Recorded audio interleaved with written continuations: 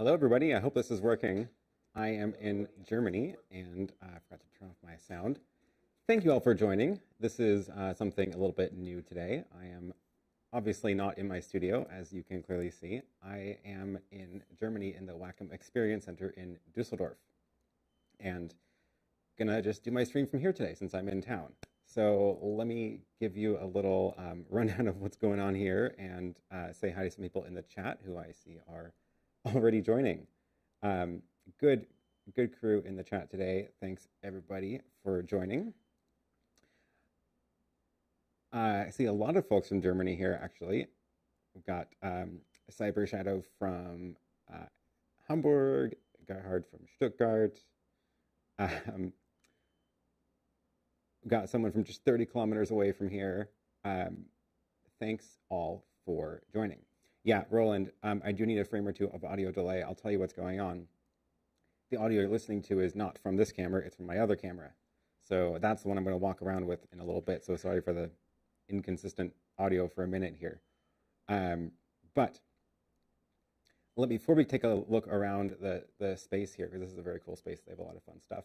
I want to give you a quick overview of what I've brought with me, and then we'll do a more thorough overview shortly after I do the little walk around of their space. But today, this is my little travel camera rig, first of all, so you can see what's going on there. I've got the, can't tell you what this one is yet, but I'll tell you soon. But this is the wireless HDMI transmitter on my ZV-E10. Got the microphone, Rode microphone, and then my desk looks like this. So I've got I got my laptop, which is showing me the multi-view from feeding back from my studio. YoloBox is sending data to the studio, of course, and then I've got my little iPad for comments, and the main camera that I'm using is up here. It's the ZV-1 with a little LED next to it. But this camera I have on this little tripod so that I can walk around and show you what's going on in the space here. So hopefully this audio is in sync, because this is the camera I am sending audio to. yeah, let's go take a quick look around this. So let me first tell you what's going on. They are setting up for an event tonight, which I'm hopefully coming back to after they're set up. And I'm crashing in the little corner space in their studio here. They're very nice to let me use this space for the hour. And there is a lot of other stuff out there, including some Wacom tablets. So we can take a look at some of that stuff out there, and then I'll give them the space back so they can finish setting up. So we're going to go on a little tour. I'll go out this way because it looks kind of cool. This is their little training space and event space back here. I'm going around the wrong way. And you're going to have to let me know in the comments if my video drops out. I did a quick test of this transmitter, and it should reach all the way. That's back where I was sitting. So hopefully when I go behind this concrete wall, it does not drop out. And this is back around to the front with their amazing little showcase of all of their fun little devices out here. So the one that they said I could check out is this thing, which is a very cool little tablet. But again, please let me know in the chat if anything is wrong with my stream, because I am on a wireless transmitter here, but I should be able to still see the comments. But yeah, this thing is the Wacom One, and this is like basically what I would want a tablet to do, because this is a monitor. So it's plugged into that laptop over there running their software, and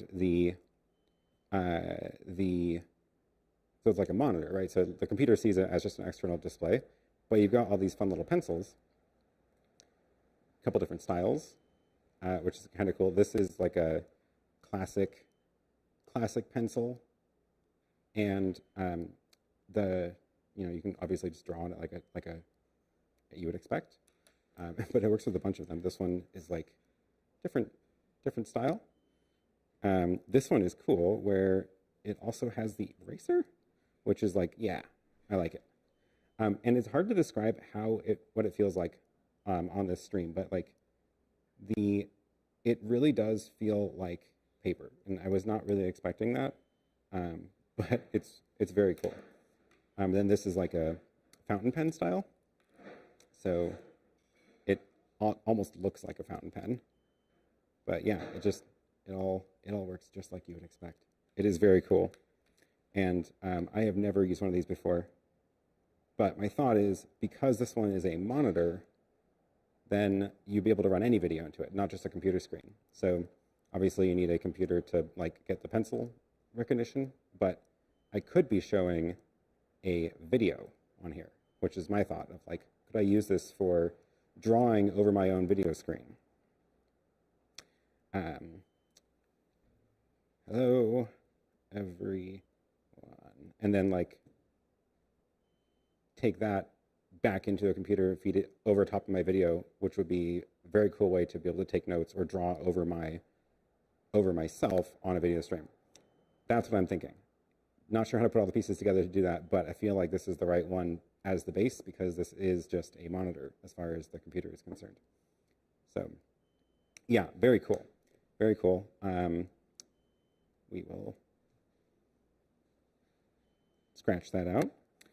Yeah, this thing. So this is their little event space. This is where the party's happening tonight. A little bar in the corner. We've got fun display shelves, and then they've got these massive screens everywhere. And they have this cool little theater room back here, which is for like when they host events. Oh, the lights are off, but you can see the large display. And oh, good, they already have a photo disclaimer. Photos will be taken of events here, so that's good. It means I'm covered.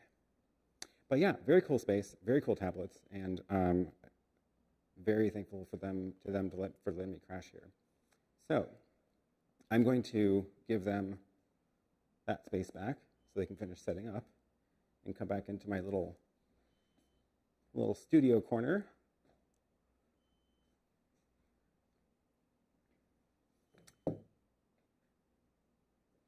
And show you around the little studio. Ich bin da fertig, danke. So this is what I've got. Please also let me know if you have any questions about the setup. This is what I'm streaming from today. So we've got my laptop with the multiview, and the multiview is VLC pulled up from the encoder in my studio, and I can obviously switch between that and the companion buttons on my virtual display today. And this is the brains behind the whole thing right now. This is doing all the work of pushing my 2 video streams into the studio. Well, my studio sees it as 1 stream, but the wireless camera that I'm holding, and then this other camera over here. So I can switch on the YoloBox between the 2. I do need to figure out how to make the audio match up better with that. Maybe if I ran it into the YoloBox instead of into the camera, that'd be a better option. And then I like carrying around the iPad just to be able to see the comments. But yeah, these two cameras are doing great. Everything, ironically, even though this is not my normal preferred option, ironically, everything I'm using right now is running on battery, which is semi-nerve-wracking, but it works. And I'm only planning on streaming for an hour tops, so it should all hold up just fine. But I do want to see if there's any questions in the chat, and I'm going to put this camera down to do that. So I might have to take a minute to figure out my audio sync too. Maybe the answer is to switch the camera it's on. So yeah, let me do that. Bear with me for a second.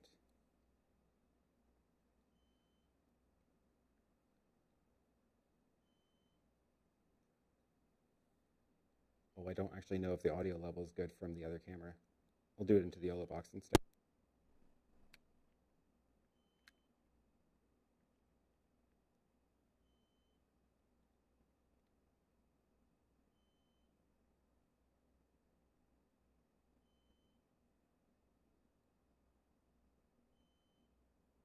Okay, can you hear me? I think that's very quiet. Can you hear me now? Still quiet. How about now? Let me know if this is better, about the same as before. Looks like sounds like it's about the same as before. I'm listening to myself on the feedback. Cool. Okay, let me take a look at the questions. I was just skimming through them for anybody pointing out that the stream was totally broken when I was in the other room.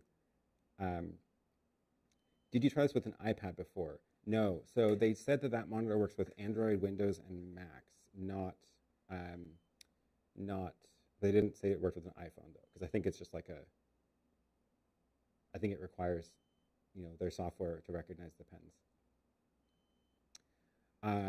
Cool. People are saying better, in sync, fantastic. Great portable setup. Yeah, this is pretty cool. I'm going to be using this later this week also for another event, or possibly 2 that I'm doing. Oh, somebody look at the cost for me. Thank you. Graham says, how much does it cost? And MT says, on Amazon around 350 euros, which is a very good price. That's very cool. This is this is the Wacom One I was looking at. Oh, thank you for the super chat. I just saw that blank buy on the screen. Thank you so much, KK4TXB. I am W7APK. Stefan asks, what am I doing in Germany? Yeah, good question. So I am here because I am giving a talk at a conference on Tuesday. The conference is Monday, Tuesday. My session is on Tuesday. Looking forward to that. It's a conference for work. And the pre-party for the conference is here tonight. And that is why I was like, oh, well, I should just come a little bit early and set up with the stream, since it's already at a different time anyway, since daylight savings time just happened in the US, so it was going to be at a different time for everybody. So I was like, well, doesn't matter if it's at the exact right time. So that's why it's at this time.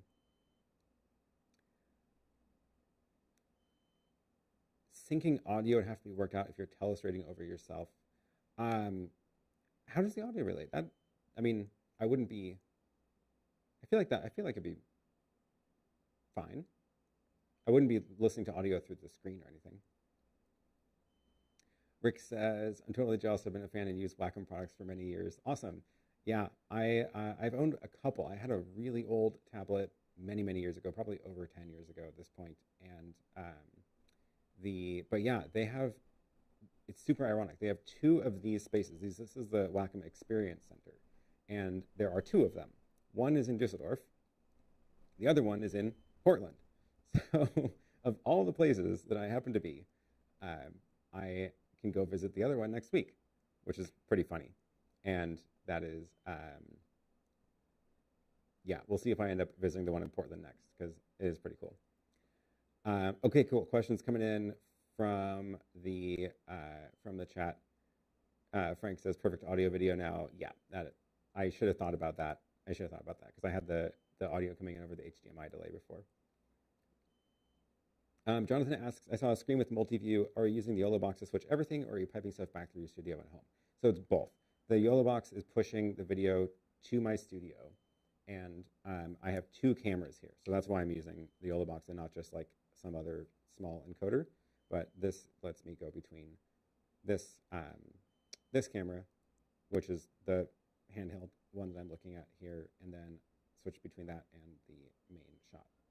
So that's what I've got set up with the YoloBox. It's pushing one feed into my studio, into a RTMP server, which is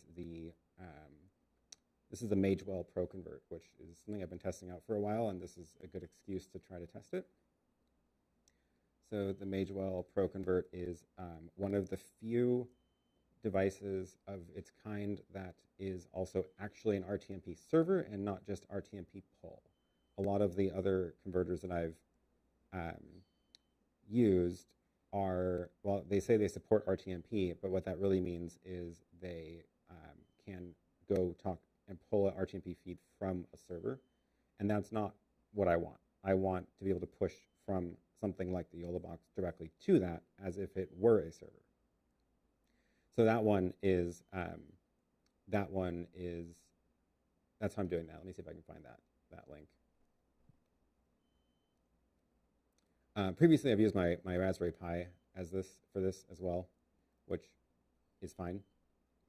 But I wanted to try another option. And this is the device that I used the last time I did a remote stream, and we were getting that weird audio issues, and it was some sort of mismatch between settings somewhere. And thankfully, it's not happening today. So, I mean, nobody's complained about audio clicking, which is what it sounded like last time. So that's a relief. Yeah. So that's how I'm pushing this video feed just into one of the inputs. So if you look at the multi-view, the multi-view, I guess I should explain what's on the screen too, because there's a few things going on. This is the on my laptop. I have VLC pulled up, and I'm pulling a RTSP feed from a little encoder. I think it's the DD Mall. I actually forget what it is because I just have it back behind my rack, and it just hangs out. And then this is the normal ATEM Extreme setup, right? So I've got my the one thing that I changed is what's in input 1, and I fed the web presenter back into input 1. So the only camera that I'm really using is this one, but I can, for example, show you what it looks like at my actual desk. If I can go, I have to go switch windows to here and then go to the desk. And now you'll see the actual shot of my desk, and I can see that it's live because I left the camera on in my studio and I turned the lights on from here. And then, you know, that's that shot, which is, again, a camera that's just on. My overhead shot is just, I just leave those on all the time. The ones I changed, where I rerouted the TV studio's multi-view back, switch back to that. So I routed the TV studio multi-view back into the ATEM just so I can see it here. This is the TV studio that's showing me what like the overlays and stuff will appear at the bottom and the stingers. Then the this is the one that's actually receiving the feed from the YoloBox. So this is the live YoloBox feed, and then that's what's actually on the program. So if I go back and like show a chat message on the screen, then I can see that it's actually on the screen here, and this is how I'm looking at the program. Because again, my ATEM is not doing the streaming. My ATEM outputs into that whole chain of devices. I've described that a couple times, so I'm not going to describe it again. But go back through my studio tour, and you can find the description of it. But yeah, this is showing me what's live. So I'm really using this multi-view mainly as just a way to monitor what's going on the stream itself. But Peter, if you are if you're here on Tuesday, well, the conference is full, so I don't think there's any spots left. But if you were here today, you could come join the pre-party, which is starting very soon. By the way, if anybody is here in Düsseldorf tonight, you are welcome to join the party happening here. I'll drop a link in the chat to that as well. Let me see if I can find it. I did not plan on, didn't think about preparing that link ahead of time. The where's the side events? Warm up at Wacom. You do need to register, but that's the, here we go. Is this the pre-party link? Yes. Oh, it's on the waiting list, but they say people usually end up canceling. So if you really do want to come, let me know, and I'll make sure we can get you in. It's tonight at 6:37? No, I can't remember. It should be on the page. What else we got? What type of lens on the Sony camera? So the ZV-1 is the built-in lens, obviously. The ZV-E10, I'm using the kit lens for it. I was thinking about bringing the nice 16 millimeter, which I like a lot, and would have actually come in handy out there because I would have been a little bit wider. But this one is it's the kit lens, so it shrinks down very small. This is when it's expanded, and when it is collapsed, it's just that big. So it packs into the bag really nicely, which is one of the factors here. If I had to get all this into a backpack and suitcase, I don't check any bags when I travel, so I got all this into a suitcase. Carry on. When and where did you land in Germany? I got in yesterday afternoon at about 3 o'clock from London. So I flew through London into Portland to Seattle, Seattle, London, London to Düsseldorf. And yeah. Lower thirds, Frank. Is that a question of how I'm doing lower thirds? So that is the my normal chat setup, which is again mixed at my studio. So the only thing I'm doing here is essentially pushing this video feed, and then all the other mixing is happening at the studio. And this is, I'm pretty happy with this kind of remote production workflow, where essentially like I can do all the mixing live like I do on my normal show, but if this were somebody else out in the field, all they need for that is the cameras they're using. So give them a camera kit with a light, and then give them a YoloBox, and or get them 2 cameras, and then you can configure this ahead of time to push to different RTMP sources, and this is already configured to push into my studio. So you need to get this on the internet somehow. It can do Wi-Fi, of course, but they also gave me an Ethernet line, so I just plugged in the Ethernet line, and it just came online, no trouble, and all I did here was plug in 2 cameras, hit go, and I'm pushing the feedback into the studio. So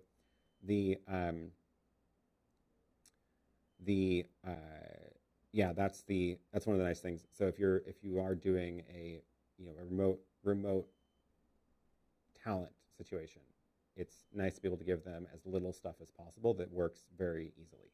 It's hard to mess up. So that's one of the advantages there. How do you have access to the Stream Deck at the studio? That is through my VPN. So my computer is VPN'd into the studio, so all of the addresses that I normally use to access the various pieces of gear, like the RTMP or the RTSP encoder that I'm using for looking at the multi-view, the ATEM software control, the web page that is the Stream Deck buttons and the Stream Deck configuration page. That's all available as if I were in my studio. So there's no difference. I just open up my laptop, gave my laptop Wi-Fi, and then it's able to, I'm VPN into my studio, and now it's like I'm there in person. So everything works just the same. Alonzo says, why aren't you streaming directly from the YoloBox? What's the advantage of your current setup, and what Magewell encoder you said you're using? I got distracted looking up for that link. So two parts, two questions. Why am I not streaming from the YoloBox directly? One is because I have a setup for this stream that gives me a lot of sort of extra things that isn't really part of anybody's product. The main thing is my my graphics stuff that I've been building out now over the last few months. So, for example, when I click a message in the chat to show it on the screen, first of all, it shows up on the screen in like that style that I like, which is, and I've got that color that matches the rest of the stuff. So I like that part of it. But also, when I click show the message, it actually records that, like that metadata of when I tap that message. And what that means is that there's a web page you can go to, which I always link to in the description, which links to all the questions I've shown on the live stream. So I don't have my computer screen wired in to show you that today, but although I could actually remote desktop into my main computer, which is in the ATEM. No, it sounds like too much work. And okay, there is a problem with one of the things I'm one of the things, I'll talk about that in a second.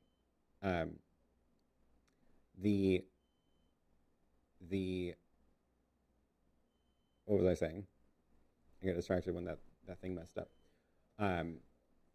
Why am I not using the YoloBox directly? So it's because I have that chat system connected.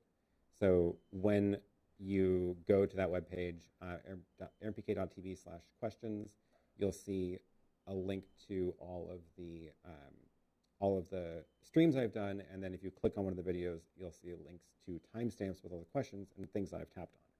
And that's part of me just indexing all this content because I want this content to be more searchable, more than just having to watch replays of all the live streams. And that is something that obviously, like, it's not even ATEM, right? It's not even the ATEM software is doing it or anything. It's just I've written this software and it's all rigged in to work that way. So when I did the last stream directly from the YoloBox in San Francisco, where I was pushing directly from the YoloBox to to YouTube, what I was actually doing, which I don't think I showed anybody, I had chat messages on the YoloBox that I was tapping to show them on the screen, and every time I would do that, I would also tap the message on my special custom interface. So I was doing it twice. That way, the timestamps were getting recorded because I want that data.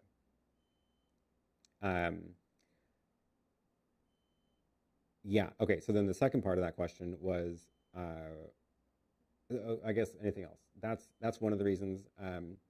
Secondly, because again, the graphics and the map and the countdown timer and all that is already set up at my studio in multiple parts, and doing it entirely from the YoloBox is, it would look very different, right? I wouldn't have it would be a different kind of countdown timer.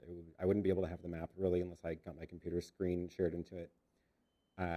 So it would take more work to sort of recreate that kind of part of the stream, and then plus the graphics would be totally different. So I'd be using the built-in chat on the YoloBox itself, which still has that weird bug, which it's very hard to figure out the actual cause of it, but sometimes they get stuck on the screen. That's kind of annoying. So this is all just, what I'm using it for is a remote video acquisition device. So multi-camera, very easy to set up. It is also a controller. I can switch between the cameras by tapping the interface, and it's really good for that. Understanding VPN, ask for an explainer video by Aaron. I should do a explainer video about VPNs. I should do that because it lets you do very, very cool stuff. What is causing the high-pitched beep I hear? I don't hear it. Let me know if anybody else hears it. I don't hear it here in the room, so I guess that must mean it might be part of the microphone. But I don't know. I don't know what it is.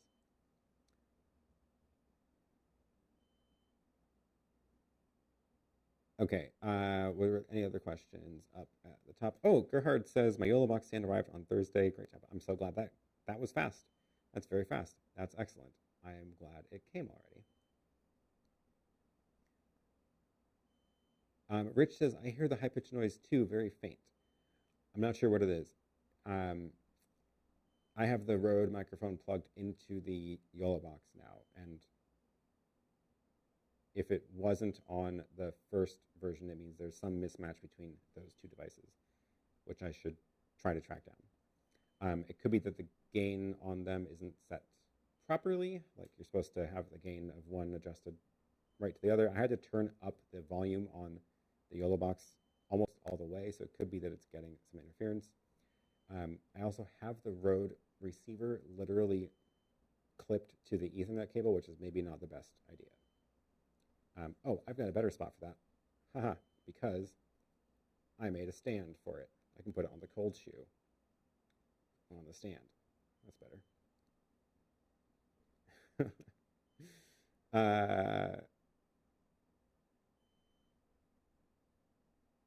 Rich says I'm on studio headphones so I can pick up nuances. Okay, very faint. Your voice sounds a bit muffled today. That could be this lav mic, and because it's not in front of my face, it's down here. It could be that. Also, this room is a little bit echoey, so there's some of that going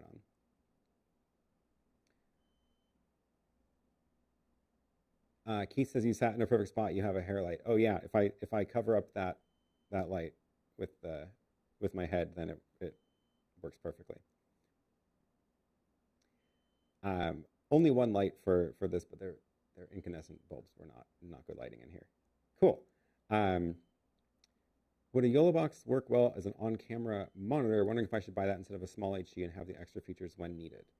It's a bit expensive if all you're doing is using it as a camera monitor. It certainly does work, but it doesn't have all the other features that you would normally get in a camera monitor, like the waveforms and stuff. Definitely expensive if all you're using it for is a monitor, but if you think you might want to do camera into an RTMP feed, then that is a good option. Oh, I keep getting distracted. Thanks, Alonso. And the Magewell encoder, yes, I did finally dig that up. So that is the Magewell ProConvert H26X to SDI. I should have described that. Magewell ProConvert H.26X to SDI. So that's the one that is receiving the YoloBox stream right now. And then it outputs SDI into my matrix at the studio. Will I get to travel to the Netherlands too? Not on this trip. Not planning to on this trip. So this is the first time I've left the country since 2019, which is a big change for me. And I was really nervous about like what are all the processes I'm going to have to go through to get from the US transferred through London, and how many times am I going to need to get ID cards checked and vaccine cards checked and all that. And it went surprisingly well. It was very smooth. I was way more worried than I needed to be. Like London, because I stayed airside, I didn't go through customs in London.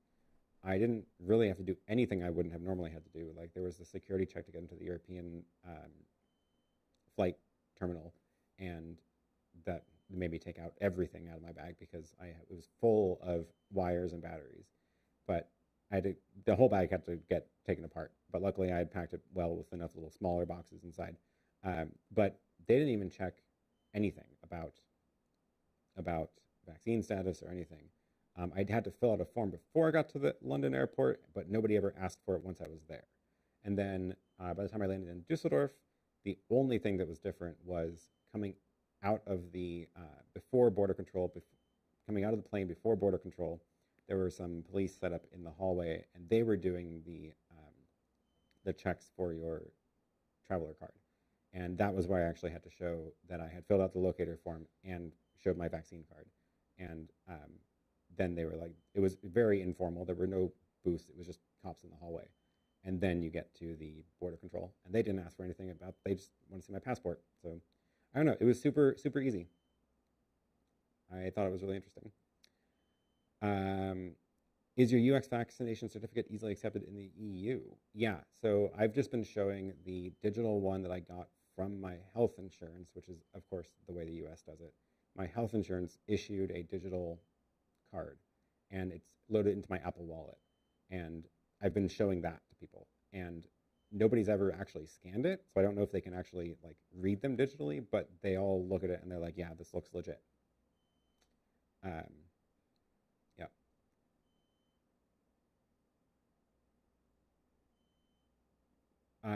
Keith says, what's your talk about at the event? It is about what I do in my day job, OAuth. Hopefully it goes well. It'll be the first live session I've done in a long time too, because all of my events for the last 2 years have been all virtual.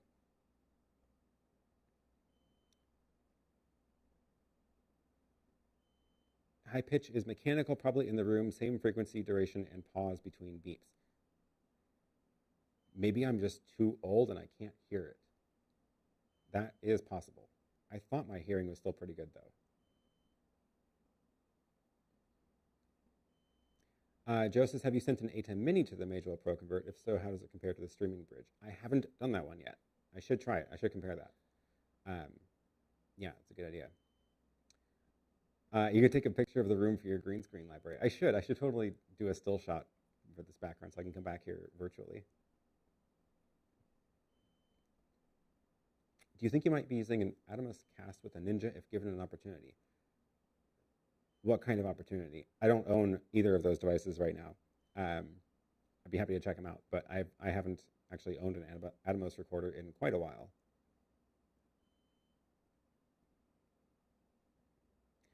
What VPN service are you using? So I'm not using any VPN service, which is how I like it. I have thoughts about those VPN services, and I shouldn't say too much because then they're not going to want to sponsor me. Oh, I don't want their sponsorship money. What am I saying? No, the VPN service I'm using is a server I'm running in my studio. It is running the WireGuard software. It's actually running on a Raspberry Pi. So it's set up on a Raspberry Pi running WireGuard, and then I have the WireGuard app on my computer, which dials into that network, which I don't have a static IP address at my studio, but I do have a domain name set up that I auto-update with the IP address. So if my IP does change, the domain name still points to that.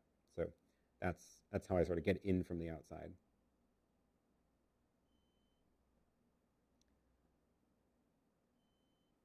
Oh, here's a question. Why not bring an A10 Mini Pro instead of the YoloBox? So I think this is a very good example of why the YoloBox is a lot better for this.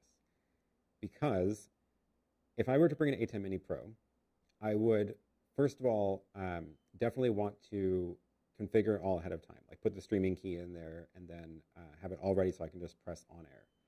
The problem with it is that if you need to change anything other than basic camera angle switching, you have to plug the computer in and get that connected. The way that I've actually got this set up is I don't have a travel router here, which I normally, I thought about bringing a travel router for that in order to have my own little private network in here. I didn't end up doing it. And I actually have it, I just didn't set it up because the YoloBox is connected directly to Ethernet to the building. So it's very direct connection. And if because the YoloBox doesn't, I can just control everything on the YoloBox itself. I don't need it to be on the same network as my laptop. Whereas with the A10 Mini, I would need those two to be connected as well as be on the building's network. So either a USB cable or have everything on the same LAN, that kind of thing, which just gets more complicated because I would need to have the ATEM software control up in order to change anything if I needed to. So I think this is a good example of the YoloBox is simpler and it's easier to do that kind of thing on the go, where you know, if I needed to like reconfigure what streaming service I'm going to, then all I do is I can just go in here and, you know, add a new streaming service if I messed up the config or forgot to configure ahead of time or something like that. And then this is, you know, it's got visual control of the volume and things like that. Whereas even getting the volume control set in the YoloBox or in the A10 is harder, and you pretty much need a computer for it. So that is the reason, you know, all these settings are right here. Oh yeah, speaking of, there's a new setting in the update, which is frame rate, which you can actually lock now. So I've locked this to 2997. That way it doesn't do the variable frame rate thing. So that was super cool to see that. That came out a couple of days ago. Yeah, so I don't know. It just feels like it's easier to get going with a remote thing with the YoloBox. And that would be especially true if I were shipping this kit out to somebody or having them set up, you know, an on-location thing streaming back to me, where I would want them to have as little stuff as possible. Since you're in the EU, are you going to stream with anyone else we might be familiar with? No plans to this time. No, I am in and out of here pretty quick. The conference is 2 days, so it's going to be like all day tomorrow and Tuesday, and then Wednesday I have a little bit of work stuff I have to do, and then Wednesday night I'm helping out stream an event, not related to YouTubers that I follow, but I'll be helping out stream an event. That probably will be with an A10 Mini Extreme that the conference organizer is using, and then Thursday I'm running an event, and I'm going to be streaming that event also, very likely with the YoloBox / also Zoom for the remote participation part. So I'll be happy to talk about that when I get back and let you know how that went. But I won't be able to do any behind the scenes streaming while I'm there, because I'm actually like running and participating in that event. Rick says your audio is really low. Did something change? It looks like it's about hitting the same levels as before. Maybe I've just started speaking quieter. Cool. Okay, well, I think that's about all I wanted to talk about today. Let me know if there's any other questions about the setup or about Wacom. Just going through, see if I missed any questions. No 2-hour stream today. Nope. Yeah. Sven says hi from Kiel in the north of Germany. Thanks for joining. What bit rate are you using? I'm using 4 megabits at constant quality. So just for reference, that is what this looks like. Obviously not going directly through not going directly to YouTube from the YoloBox, so that's going through the ProConvert over SDI, back re-encoded. But in my very little I can see from here, it looks fine. I'm also looking at the multiview through another encoder, so I don't really know what quality I'm looking at there, which is a little bit annoying. What company do I work for? Again, it is Okta. We do everything about OAuth. So Okta is the company I work for, and then OAuth is the topic and the spec that I work on and help teach. Michael says, wow, with the time change and you being in a different time zone, I missed the first part. Have to watch the replay. Sorry. Yeah, like I said, this is 2 hours earlier than my US time, and it is now 1 hour earlier than what would have been the normal EU time, except that last week it was at a different time because Europe had already changed for daylight savings and US changed today. So I was like, everything is just a mess anyway, so I'm just going to do it at the time that actually works for the event organizers here, because I have to get out of here soon so they can finish setting up.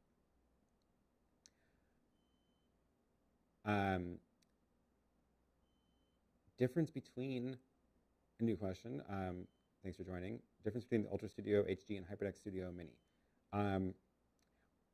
You know, I think I got a similar question to this last week, actually. they are completely different things. And the HyperDeck is a video recorder and video player on SD cards and SSDs. And the Ultra Studio HD is more like a capture card and video output device for a computer. So completely different things, and they're for very different purposes.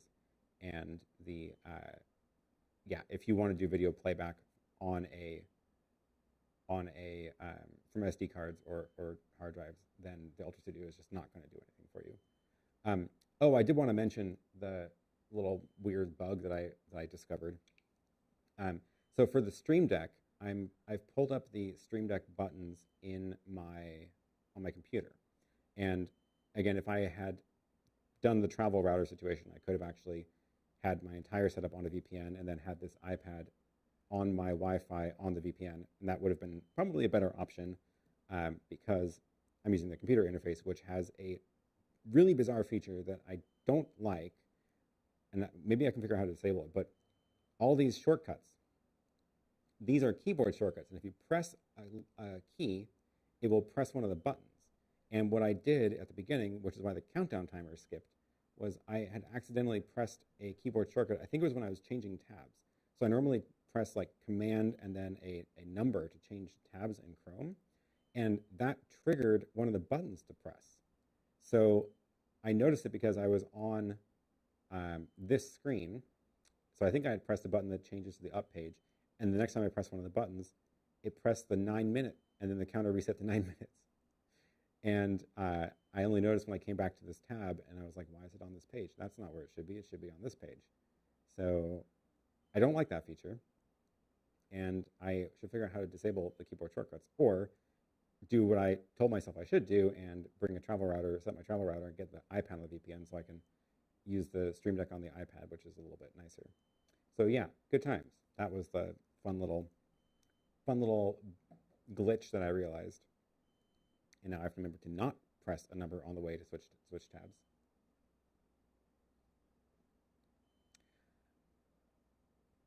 Which travel router would you use that supports WireGuard? The little GL.inet ones that I have talked about a ton. They support WireGuard directly now, which is very nice.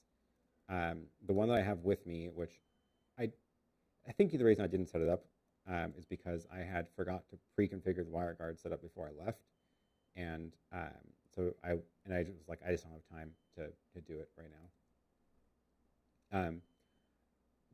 Why is my search not working? The travel router I have is it's the one that I brought to New York actually, which worked fine. Puli, GL.inet Puli, that's the one. So here's the link, because that's kind of hard to remember all those letters. But yeah, that's the one that I have, and I like it. It works great. That one also has the LTE card in it, so I could put my LTE SIM in the US into it and have it share my phone's network. But in this case, I would have plugged it into the Ethernet from the building. Nice white camera. Yes, I rebought the ZV-1 in white, and now they match. In our stream, we want to add subtitles using Pro Presenter and need to play back pre-recorded videos. Right now, we're using the A10 Mini Extreme. So Pro Presenter, I haven't used it, but if it can do video playback, it can talk to the Ultra Studio. And if it can do video playback, you can play back videos through it. I don't remember if it can. If it can't do video playback, then you would need a different thing to do the video playback part if Pro Presenter is doing subtitles. So you could get a HyperDeck. Oh, Darren, thanks for the super chat. Appreciate it. Impressive remote setup back to home base. Good luck with your work presentation. Pick up an after-talk recovery, Oktoberfest recover beverage. Thanks. I'm definitely going to need it. That, yes. It's going to be a couple of long days here. I appreciate it. But yeah, on the Pro Presenter Ultra Studio versus HyperDeck situation, the HyperDeck is a great option for doing video playback for pre-recorded videos. There's also the Raspberry Pi version if you want a slightly more DIY and cheaper version. That's fine too. But if you can do subtitles through OBS, I know OBS can do video playback, and that's another option. But basically, that software can use the Ultra Studio as like an output device without it being a monitor, which is nice. Cool. Rich says Pro Presenter can do video playback. That's what I get for battery powering everything. The little ZV-1 battery just died. It looked like it was doing fine, and then it suddenly died, which is awesome. So next time, I will try to plan ahead better and bring more wires to plug the devices in. But again, that ZV-1, the problem is that the little tripod screw blocks the battery slot. So I can't have a battery plugged in without bringing the extra cage. And I didn't want to bring the extra cage because it makes it more bulky. Harold says, I hope you are aware of what type of beer you need to order when in Düsseldorf. Remind me, because it's been 2 years since I've been here. Do you need WireGuard running at the studio and in your travel router? Yeah, exactly. So the WireGuard server is running on a Raspberry Pi at my studio, and then in this case, I'm using my laptop WireGuard client to get in. But the other option is to run the WireGuard client on the travel router, and that is a perfectly fine option as well, which I have also done before. Okay, cool. Well, I should probably go anyway, but Harold, do let me know what kind of beer I need to order while I'm in Düsseldorf. Alt beer, of course. Okay, yeah. Oh, I remember some fun times at one of the places in the Altstadt, and lots and lots of €1 alt beers. Yes. Okay. We'll leave it there. Thanks everybody for joining today, and slightly shorter stream than normal, but fun to be able to do it from here while I'm out traveling anyway. And again, thanks to Wacom for having me in this studio and for letting me crash here for a little bit. It's a great space, and I will be back here later for the little conference pre-party. And maybe I'll check out the one in Portland, since the other Wacom Experience Studio is in fact in Portland, which is yeah, just down the street from me. So that'll be fun. I'll try to get in touch with them and see if I can go show you around there as well. And yeah, thanks everybody for joining. See if I can remember how to end my show remotely. Oh, I forgot to run the credits. Thank you for all the super chats. Thanks to all the people who support this channel again and again. And yeah, this is very, very kind. And today's super chats are going to this week's beer budget. So thanks for that. I'm gonna need that while I'm here traveling. Yeah, thanks everybody for watching, and I will see you all again, not the same time and not the same place, but my normal time next Sunday back in Portland. Thanks.